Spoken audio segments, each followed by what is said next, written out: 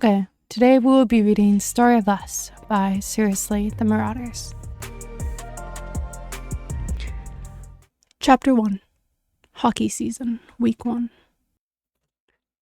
Alright, that's a wrap on tonight's practice. Get some rest before tomorrow's game. It's a big one. This is our first game of the season, and it's against our rival school team, Slytherin. I also heard they received a new player this year, Coach McGonagall explained, as the Gryffindor hockey team skated off the ice, slowly, talking amongst themselves after the long practice. Due to the 4 teams all sharing the same school, there was a significant divide between the teams, as it was always a competition of which division was best. Mate, I'm starving. We should grab dinner after this as a team, Marlene suggested as they all entered the locker room. Someone's quiet. Potter, what's on your mind? Sirius asked lightly. James looked up from Honeyduke's, the campus pizzeria table, and snapped out of his thoughts. It's nothing, really, James mumbled as he continued to think. This was his first game against Regulus, whom he hadn't spoken to since the summer, at the intensive hockey camp, which had not ended well for either of them.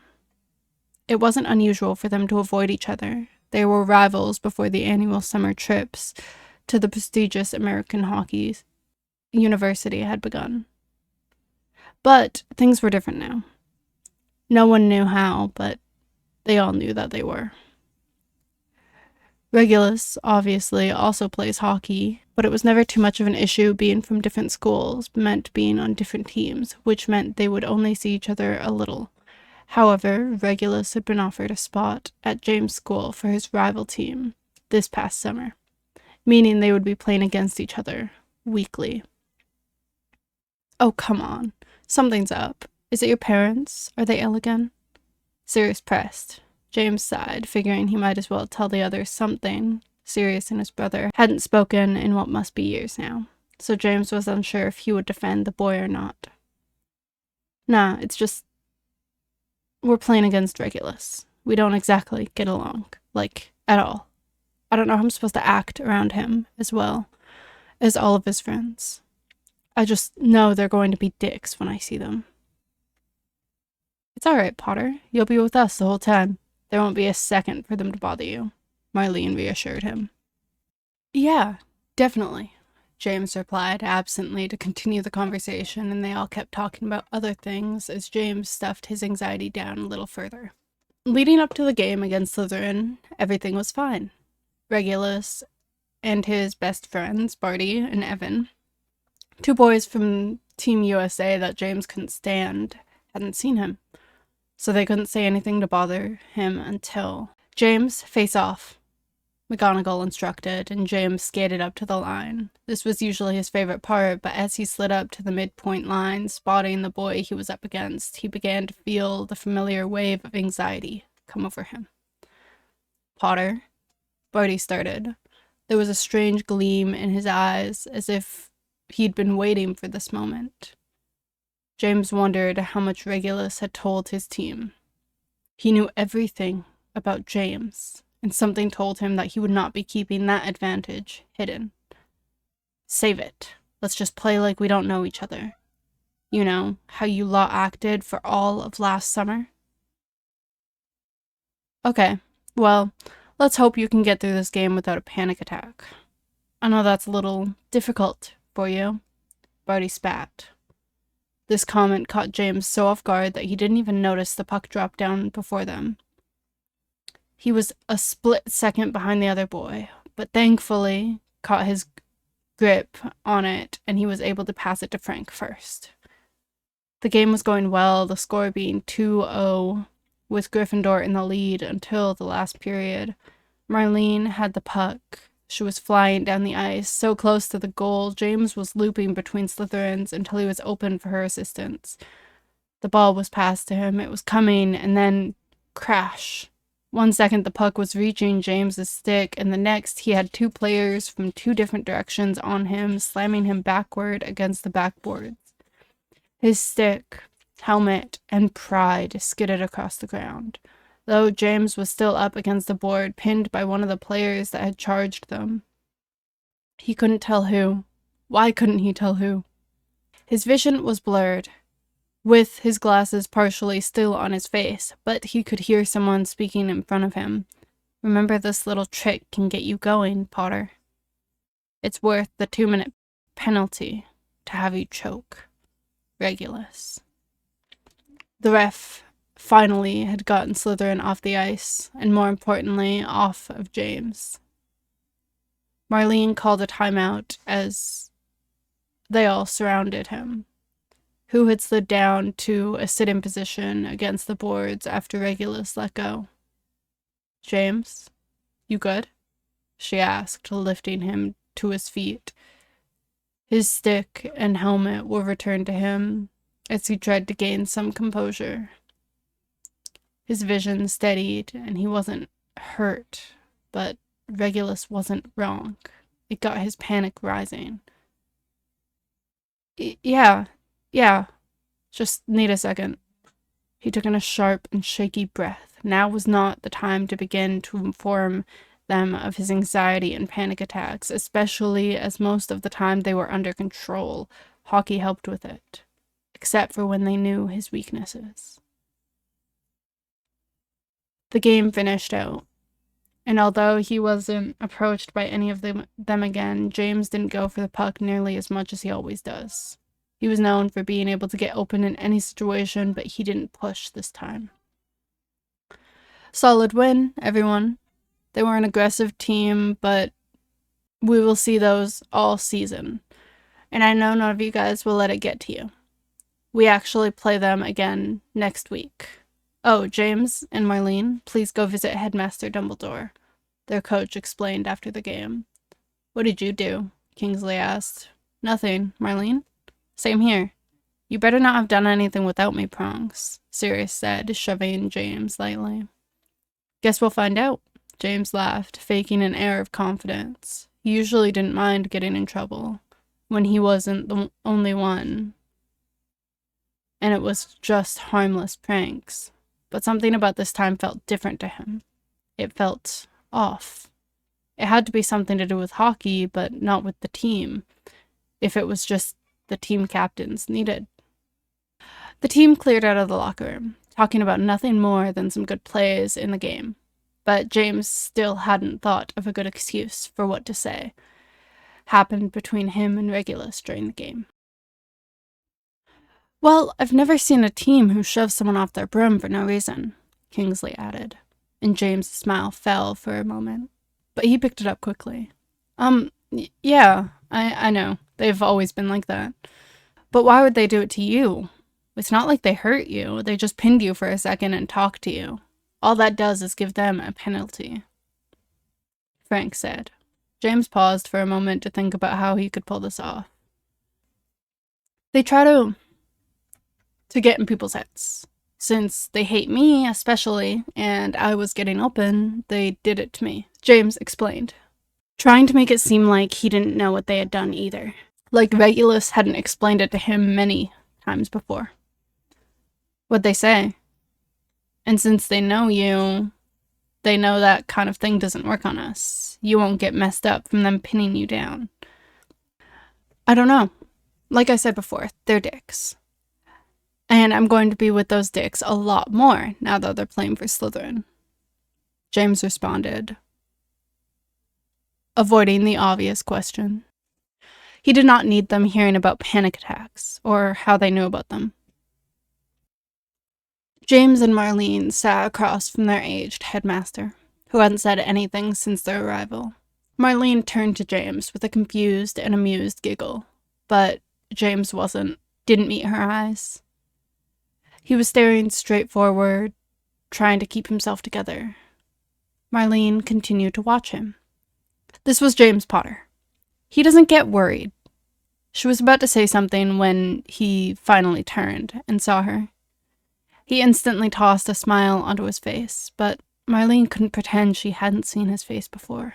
The door opened again. James flinched slightly at the sound as it broke him out of his thoughts. Regulus stood in the doorway, eyes widened at being faced with James, but His face remained still. Behind him was Snape, Dorcas, Evan, and Barty, 4 people from Team USA. James didn't know Dorcas well, but he knew that Marlene did. Whatever was being assembled was very poor judgment on the people. The office was opened a final time to reveal Amos Diggory, Melinda Higgins, Xenophilius Lovegood, and Pandora Rosier. There were at least 2 people from every team, and each person was very, very good at hockey. James pieced it together before Dumbledore even begun to speak of creating one elite Hogwarts team. And James felt like he was drowning. Playing on the same team as the Slytherins instantly brought him back to the summers, the panic attacks before every game, and the yelling after each one. James, why aren't you excited? Peter asked the next morning. He was one of the few people in the school who didn't play, and instead, he was Gryffindor's team manager. Exactly! You made the elite team. That makes you one of the best players at Hogwarts, which means you're one of the best in the UK, Lily Evans continued. She assisted Peter in managing as well, as being the commentator. I am. It's just the people. I've played with them before. It's bad. Everything about it went bad. I can't even think about next summer right now, let alone play with them today. James continued, desperately, trying to keep it together and avoid exposing the entirety of how deep this issue goes and how intense his anxiety is at the moment. Regulus rested his head against his arm, brushing his hair out from his face. His team was talking about their upcoming game, but he couldn't seem to catch a word of the conversation. He was more focused on the noise from the other cafeteria tables. James's voice was part of it. Fast-paced, with an edge of worry that always made Regulus's heart skip, even when he tried not to let it. He tried to keep his gaze focused ahead, away from where James and his friends were eating. It was better this way. But the words he heard next cut through the air clearer than the scrape of blades on ice. I just can't handle being on his team, James said, a slight anxious undertone coming through. You saw what he did during yesterday's, and I've been seeing that for years, every time he ends up slightly more like the others he's playing with. Sorry, Sirius. The words landed hard, and the apology to his older brother, punching him as well. They hadn't spoken in over a year. He hadn't even told Sirius about his arrival to Hogwarts. Regulus froze, feeling the sting of those words like a slap. He leaned forward, gritting his teeth. He didn't move. He didn't want to hear more, but he couldn't help it. I mean, yeah, he's good. The team will do well, but I don't know how I'm going to get through a full season of this, you know? James continued. And it's not just him. It's the other boys as well. But at least they stick to the teasing and then move on. They weren't my friends for as long or as much as it was Regulus. Regulus's chest tightened. They weren't my friends for as long or as much as it was Regulus. The words made him ache in a way he couldn't explain, and for a moment, he wished he could just go back to Durmstrang. Away from hockey for another year, away from the suffocating feeling in his chest. But before he could retreat completely, a memory surged forward, unbidden, unwelcome, but undeniable.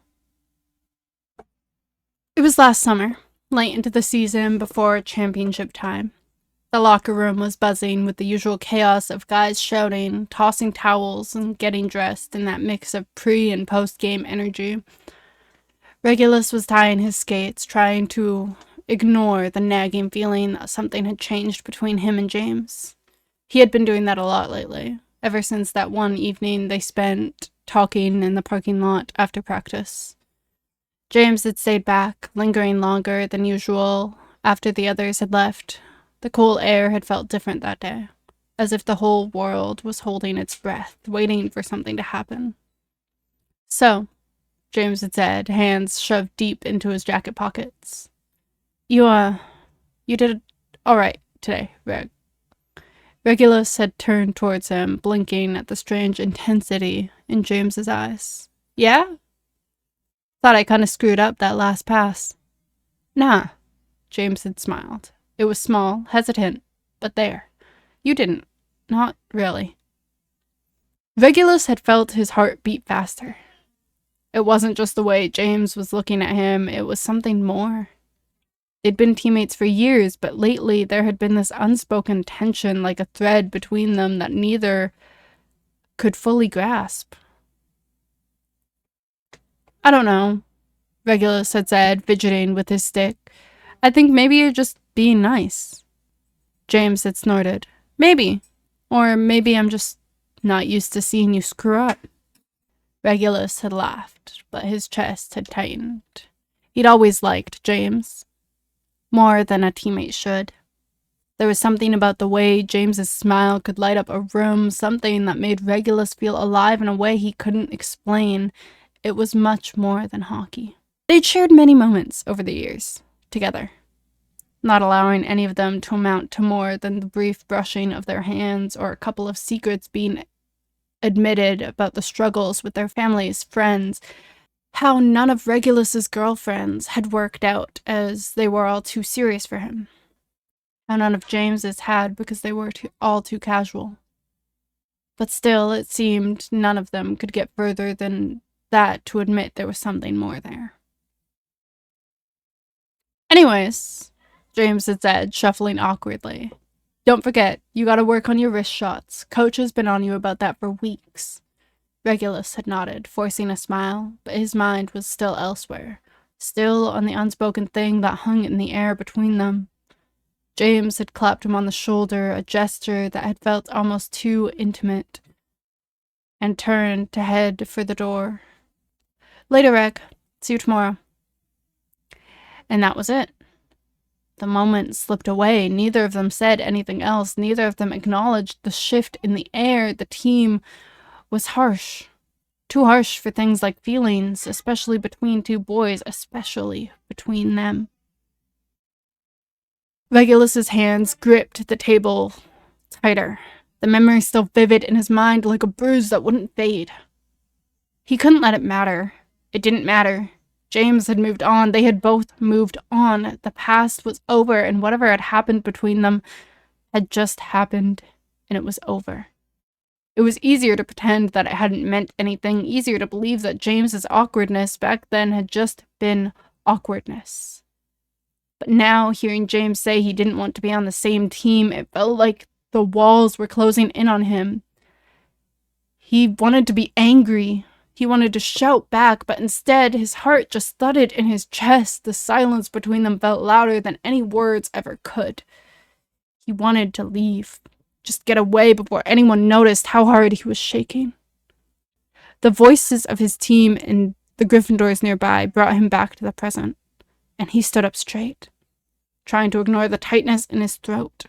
He could hear the others laughing, but the words still echoed in his ears. I just can't handle being on his team. It wasn't about the others. It was about him, specifically. The others are the ones who actually bullied him, but Regulus is who he can't stand to be around. Chapter 2. Hockey Season, Week 2. A few days after that game, Team Gryffindor were all at lunch during school. So tonight's your first practice with the new team, Frank confirmed. Guess so. I wonder what they're like off the ice. James? Marlene started. I know you said they're not good and they play dirty, but what are they actually like? James paused, thinking back to his last summer at Durmstrang. In the beginning, he was pretending to like those dicks because they were his only friends. In the middle, he couldn't make it a full day of practices and activities because it was one panic attack after the other. And the end was simply him alone all of the time because his friends decided they didn't want to deal with someone like him. That's why he'd never tell the Gryffindors about his anxiety. They'll just leave him too. And he would never tell them about how he almost had to quit hockey. they'd think he's disloyal. I mean, they were my friends for a while, so I guess they can be nice. Just a big sense of humor, lots of teasing, but, that's just how dudes are.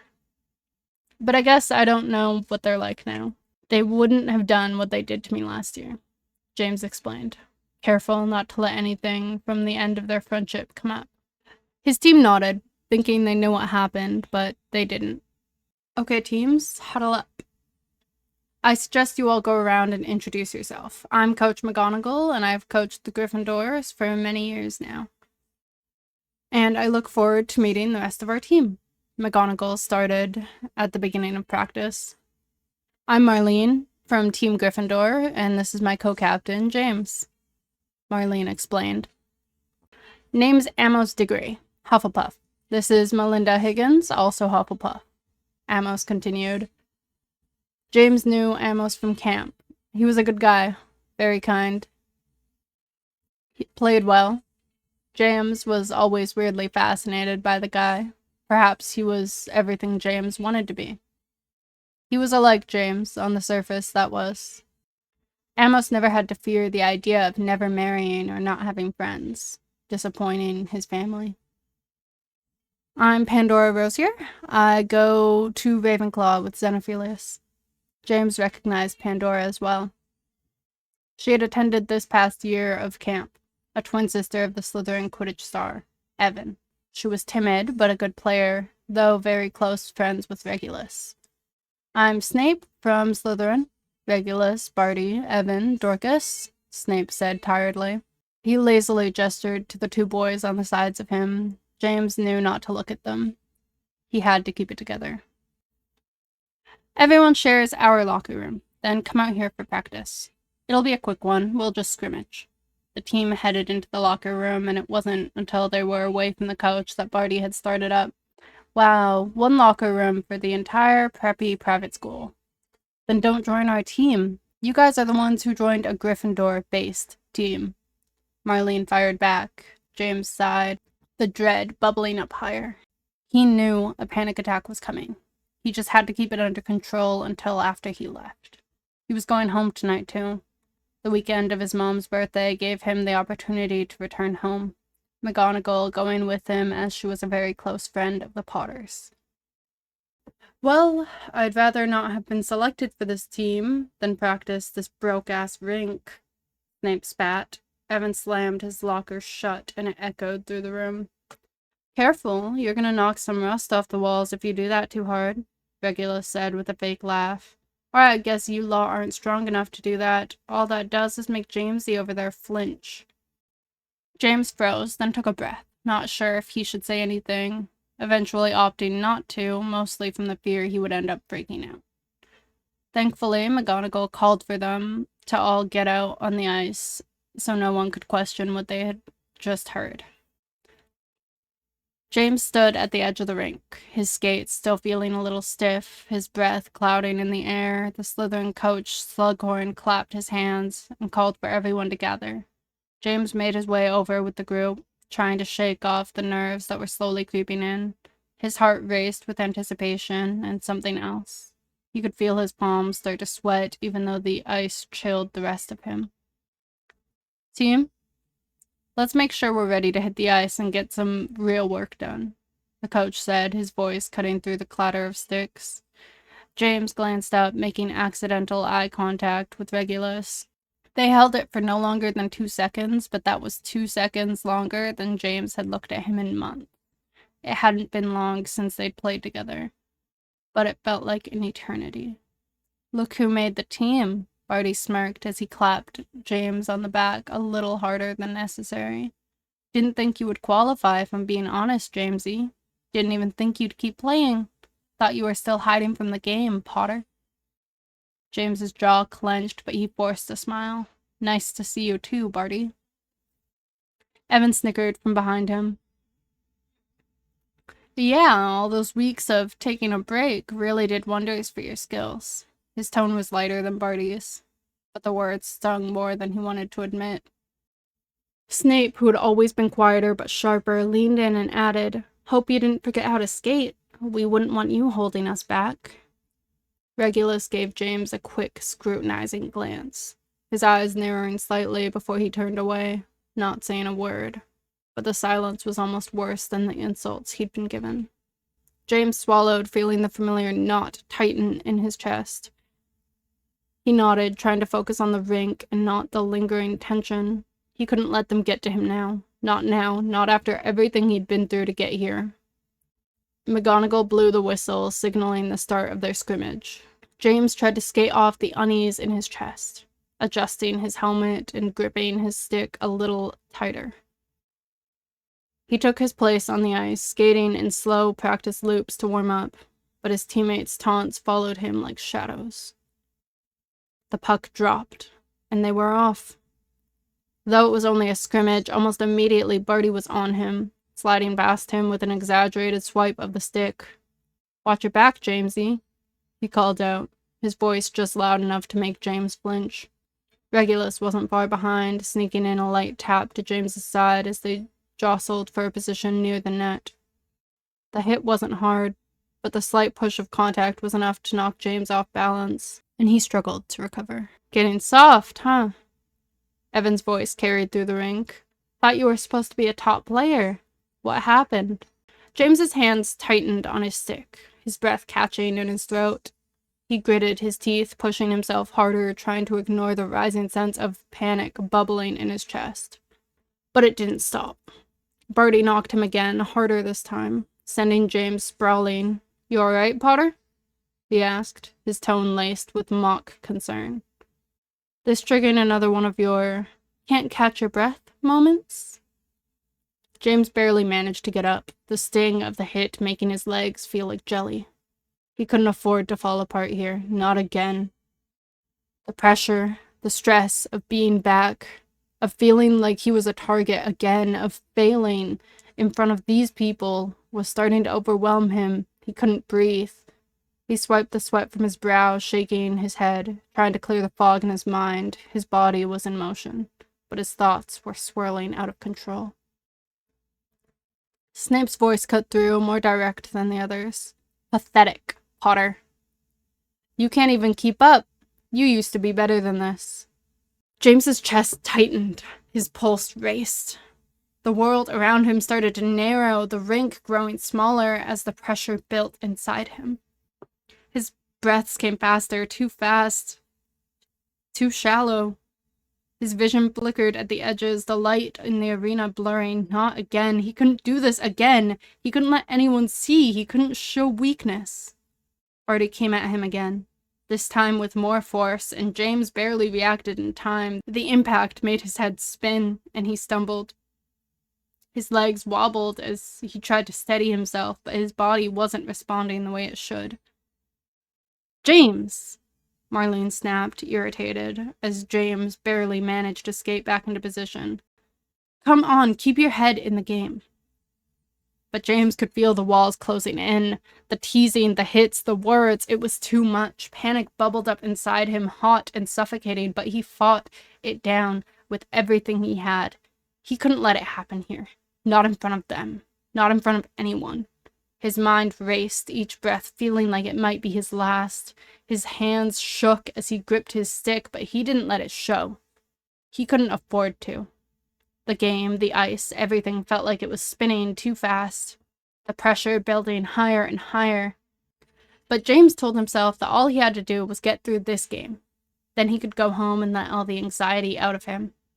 He broke free from his teammates' taunts, trying to push through the fog. He needed to be fast, sharp, focused. He couldn't let them see. He couldn't let them win. The practice went on, but for James, it was just a blur. And deep down, he knew the worst part wasn't the game itself.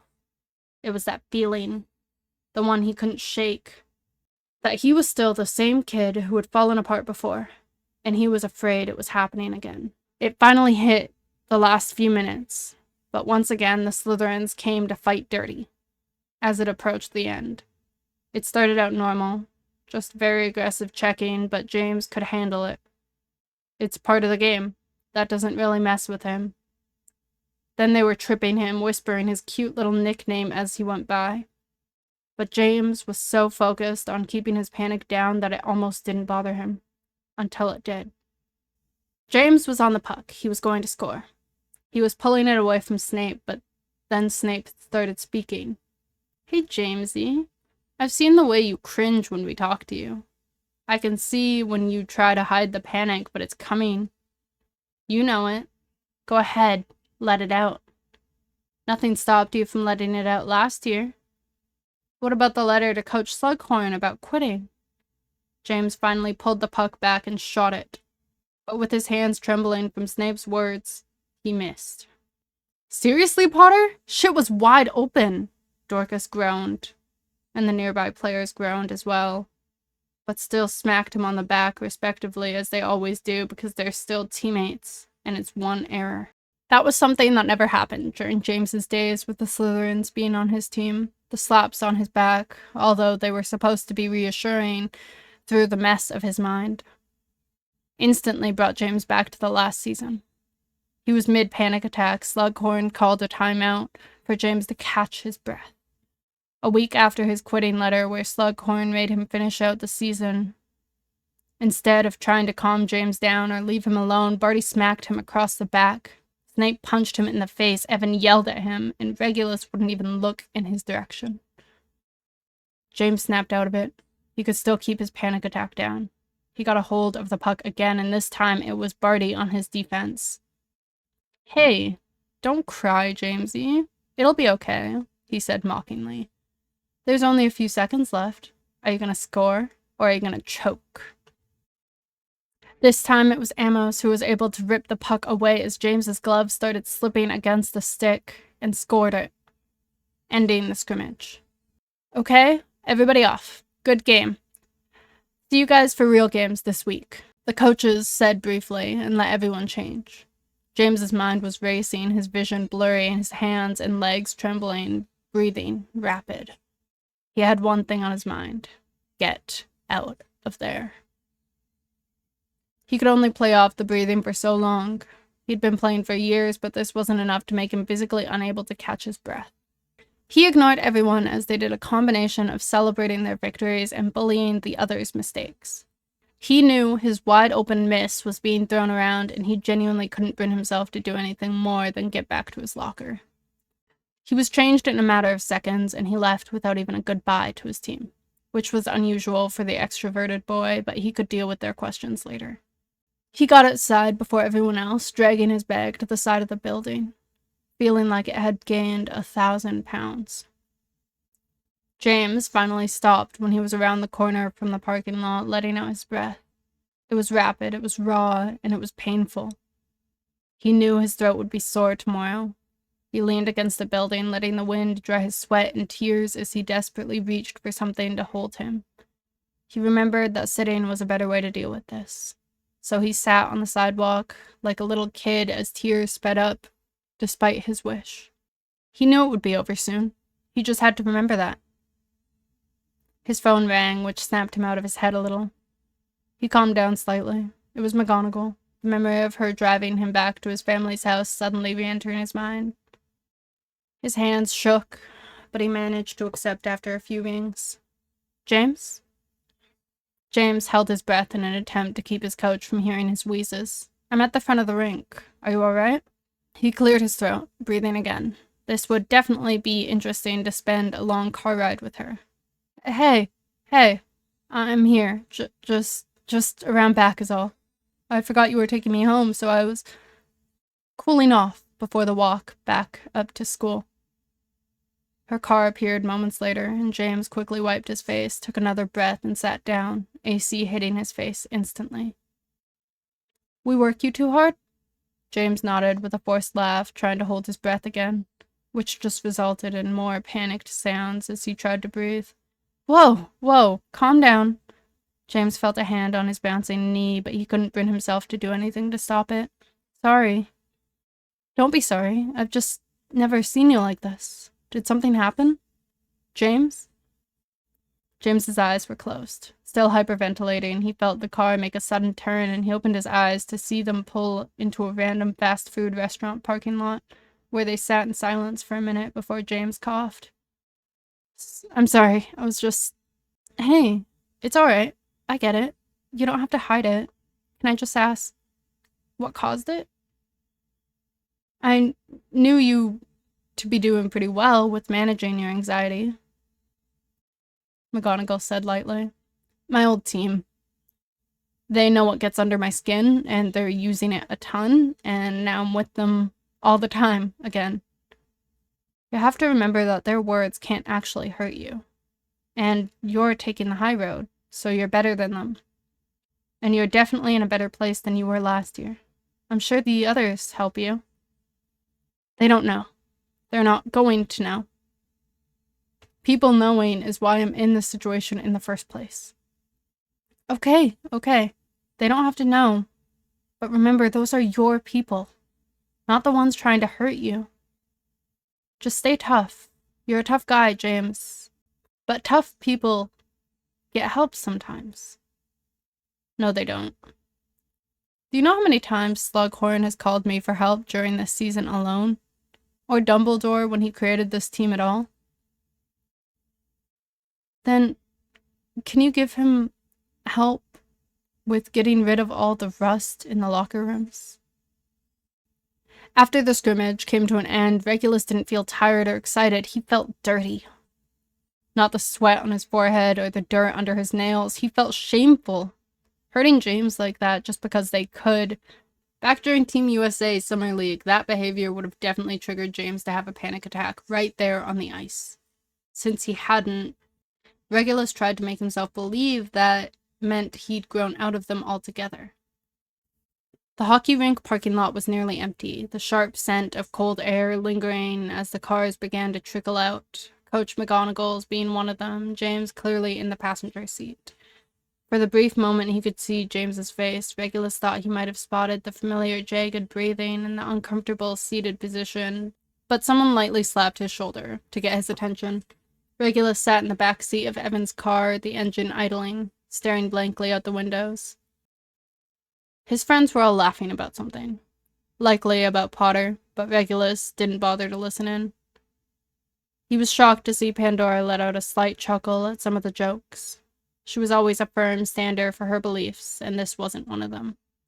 But before he could dwell on that too much, they pulled into the McDonald's across from the rink, pausing for an argument between Evan and Barty over God knows what.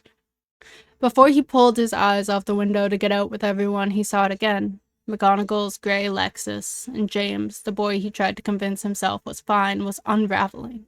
He could see the signs, shaky hands, that tight-lipped smile that never reached his eyes. The way he seemed to drift in and out of focus like he was somewhere else. A place he couldn't bring anyone to. Regulus had seen this happen too many times before. He knew the scrimmage had been brutal. It always was when Barty, Evan, and Snape were involved. But this time, it was different. James hadn't fought back. He hadn't even reacted. Regulus had watched him struggle, taking hit after hit, word after word, but it wasn't just the game. It was something deeper. He wasn't growing out of his panic attacks, he was getting them. Just significantly worse by stuffing them down. Regulus finally got out of the car, following his friends. A few cars were leaving, their taillights fading out into the dark, but one still sat. James's car. It wasn't moving. He wasn't leaving. He hadn't really seen it happen in years, but there was no mistaking it. The panic, the way James looked like he might snap in half, but didn't. Not until the pressure became too much. Regulus could see it now, unfolding in his mind, James breathing too fast, his eyes wide with that same terror he used to have when they were on the same team. James, breathing too fast, eyes wide with that same terror he used to have when they were on the same team. The fear that would grip him and refuse to let go, the same fear that he'd seen years ago. He shifted in his seat, hands still resting on the gear shift, fighting with himself. Should he go over? Should he do something? Regulus continued to walk, pausing slightly when he went to open the door. He clenched his finger around the door handle, using everything in his power to not turn back around. It wasn't his business. Not anymore.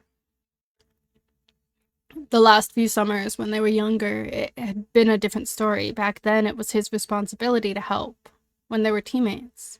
When James had his first hockey-induced panic attack during a brutal game, Regulus had stepped in. He had unfortunately known exactly what to do, seeing his brother face them frequently in their childhood, before Sirius left. Before Regulus knew that he should have been scared. But now, everything was different. Regulus had changed, Sirius had changed, James had changed. The pressure from his new friends, from the people who now had his back, was too much. He had worked too hard to build up the kind of reputation he had now, to be accepted by the boys who never hesitated to torment James. If he stepped in now, what would they think? What would his family say? His mother, always so demanding, always so cold. He'd never understand. His reputation, the one he'd fought so hard to build, would crumble in an instant. Did you see the look on Potter's face when we scored that goal on him? Snape continued, breaking Regulus out of his guilt spiral for a moment. Yeah, like a deer caught in headlights, Evan added, laughing loudly. I mean, we're acting like we didn't know he was so easy to break. The others chimed in, egging each other on. Regulus felt the table shift, and for a split second, he wondered if James was still out there, still struggling. He didn't have to wonder for long. Through the restaurant's wide window, Regulus caught a glimpse of McGonagall speaking softly to James. But James wasn't responding. He was shaking, trembling, almost violently, his face contorted in a way that made Regulus's stomach twist. Regulus? It was Pandora's voice cutting through the fog of his inner panic.